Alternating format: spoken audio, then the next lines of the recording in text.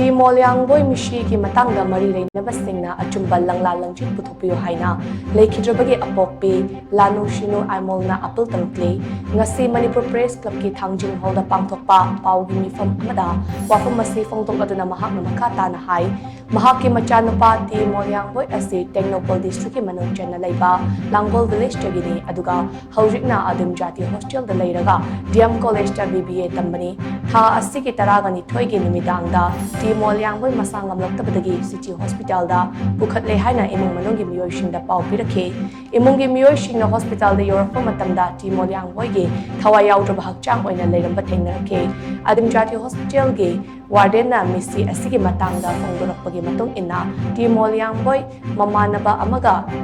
iroibada irak naduna leikidabani hairi adum oinamak misi asi yamna chingnaningai oi mahak irak naba matam atuda manakta leiriba mamanaba singna kandribagi maram karigino haibasi achumba wahang ama oirakle maram aduna mari leinaba singna misi asigi matangda kupna thizinduna asengba Langla Langjil Puthokpiyu haina mahak namakata na phongdokhe ani na irujai makhoi na phami haye thamba isanu pasina makhan isingda taraga thamminaba mamanaba du mangkhare haye bardena mangkhare aduna ngakdi udre haye aingonda simak pausitami aduga hawdi adugi du natti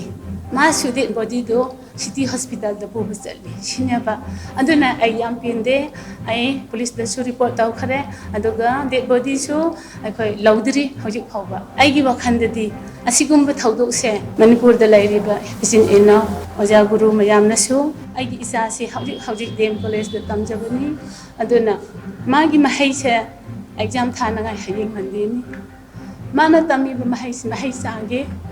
mahai saru galari hai hange haibada masu yam haraujabani nupa macha ama oibegi chanba yaba di chatlam bajai isabu condition gati tawra adubu mayam na asibu achumba lambi da puthokbiyu achumba bija tawbiyu haibisi ai haijani